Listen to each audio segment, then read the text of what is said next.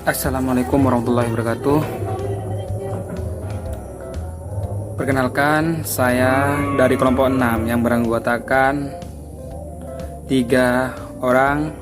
Yang pertama Yuniar Humaironing Tias, NIM 1803211000013, dan Waqiatul Mukarromah NIM 1803211000062, dan saya sendiri Nanang Agus Dian Perdana NIM 1803221100078. Di sini saya akan membahas materi tentang bauran pemasaran tentang produk,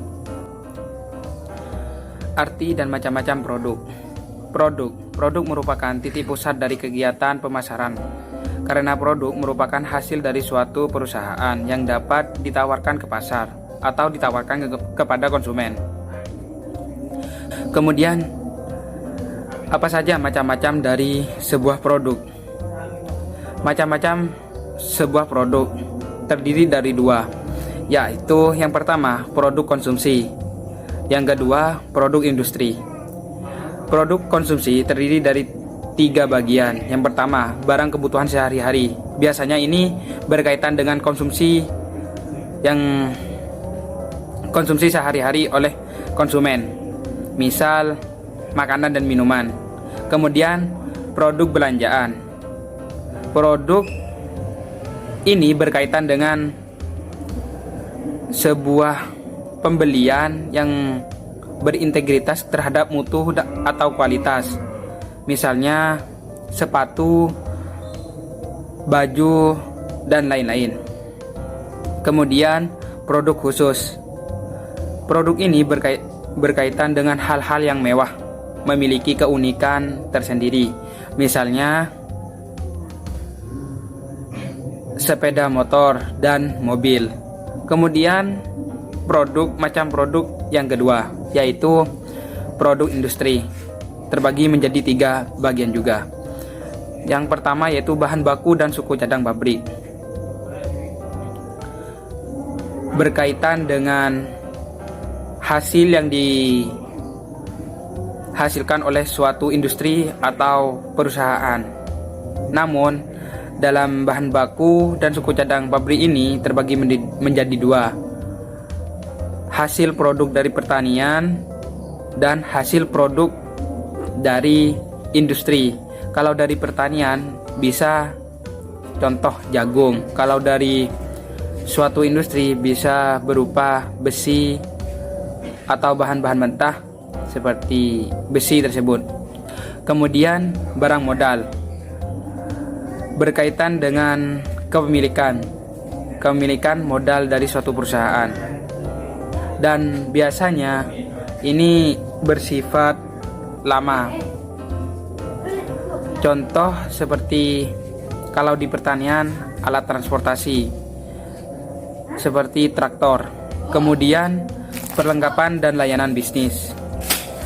Hal ini berkaitan dengan penunjang seperti contohnya yaitu tempat yang strategis yang dimiliki oleh sebuah industri. Baik, di sini saya akan melanjutkan tentang strategi pemasaran produk. Strategi pemasaran produk sebagai berikut. Yang pertama, yaitu kenali pelanggan dengan baik. Strategi pemasaran produk yang pertama adalah kenali pelanggan dengan detail atau sebaik mungkin, karena pelanggan yang menjadi target atau sasaran penjualan produk Anda. Jika tidak mengenalinya, bisa jadi produk yang ditawarkan tidak akan dia sukai. Untuk mengenali pelanggan agar lebih mudah, silakan lakukan survei terhadap pelanggan, termasuk survei terkait dengan produk apa yang dibutuhkan. Untuk strategi pemasaran produk yang kedua adalah melakukan promosi yang tepat. Strategi pemasaran produk dalam melakukan promosi yang tepat adalah semuanya tergantung bagaimana, termasuk di mana pos promosi akan diletakkan.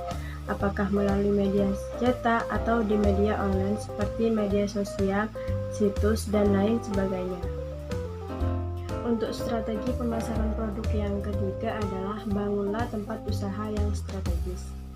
Strategi promosi yang berikutnya yaitu silakan pilih tempat dalam menjalankan usaha yang strategis, yaitu minimal area yang ramai atau di ruang yang mudah diakses oleh publik. Tempat semacam ini berpotensi agar memberikan keuntungan dibandingkan di tempat yang sepi.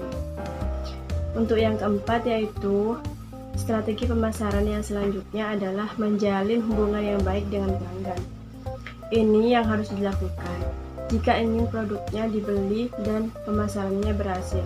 Namun, jika kepada konsumen tidak menunjukkan pelayanan yang terbaik, tentunya mereka juga akan malas untuk bertransaksi. Yang kelima adalah pada zaman sekarang, membangun toko online untuk menjual lebih banyak barang yang diproduksi adalah hal biasa. Nah, maka dari itu, strategi pemasaran produk yang kelima yaitu buatlah toko online sendiri. Dengan membuka toko online sendiri, bisnis Anda akan dikenal siapapun di seluruh dunia tanpa batasan jarak dan waktu. Untuk selanjutnya, saya akan menjelaskan tentang jasa, di mana jasa adalah setiap tindakan atau kegiatan yang dapat ditawarkan oleh satu pihak kepada pihak lain. Pada dasarnya yang bersifat intangible atau tidak berwujud fisik dan tidak mengakibatkan kepemilikan sesuatu. Produksi jasa bisa berkaitan dengan produksi fisik atau sebaliknya. Selanjutnya di sini ada macam-macam jasa. Yang terdapat satu, jasa perawatan pribadi.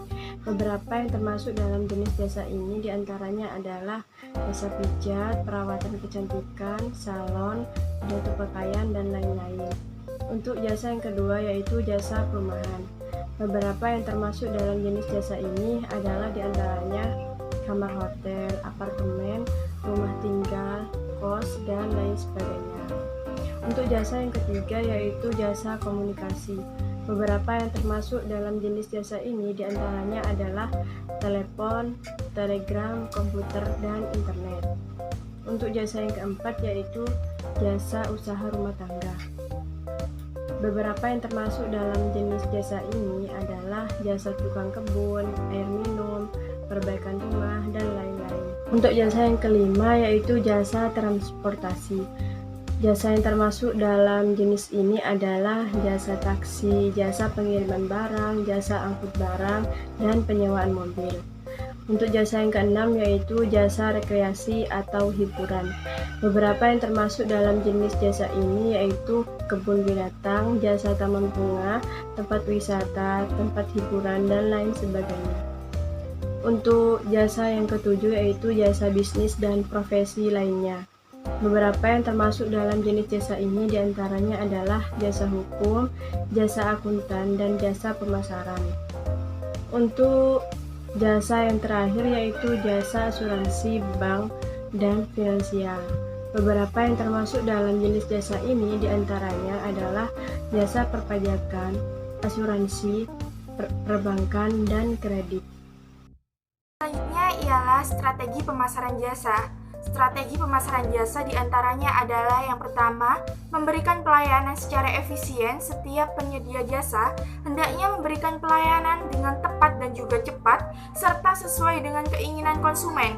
Dengan memberikan pelayanan yang efisien, maka konsumen juga akan menunjukkan sikap loyalitasnya. Yang kedua ialah memutuskan keluhan pelanggan, tidak hanya memberikan pelayanan serta efisien dan terbaik, tetapi pelayan jasa juga perlu mengatasi tiap permasalahan atau keluhan pelanggan.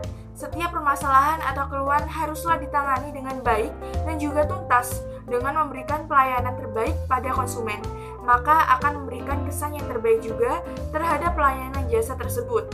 Selanjutnya ialah memanfaatkan teknologi. Pemanfaatan teknologi bisa digunakan dalam marketing jasa, seperti menggunakan marketing jasa secara online, misalnya yaitu dengan membuat website yang telah dioptimalisasi menggunakan SEO dan didukung dengan penggunaan media sosial. Yang keempat ialah mengadaptasi budaya yang berkembang bagi penyedia jasa.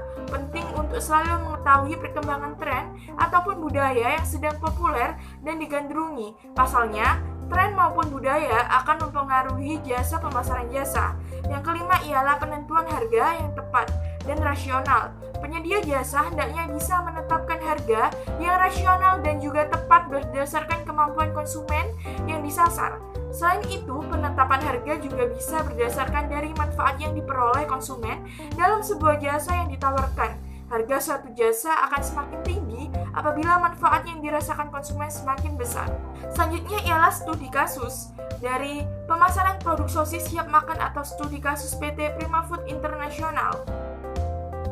Selanjutnya ialah strategi pemasaran produk sosis siap makan dari studi kasus PT Prima Food International. Latar belakang, masalah yang dihadapkan produk cepat makanan berupa sosis dari PT Prima Food International dengan merek Cem adalah kalah bersaing dengan pesaing serta penjualan yang cenderung fluktuatif sepanjang tahun. Penelitian ini dilakukan dengan tujuan yang dirumuskan dari uraian latar belakang. Penelitian ini bertujuan untuk mengidentifikasi faktor internal dan eksternal perusahaan dalam pemasaran produk sosis siap makan. Kedua, memformulasikan strategi yang dapat dilakukan oleh perusahaan untuk meningkatkan pemasaran sosis siap makan pada pasar menyangkut produk, harga, promosi, dan distribusi. Ketiga, merekomendasikan strategi terbaik dari beragam alternatif strategi yang dapat dirumuskan. Selanjutnya ialah metode penelitian. Sumber data yang digunakan dalam penelitian ini berupa data primer dan data sekunder.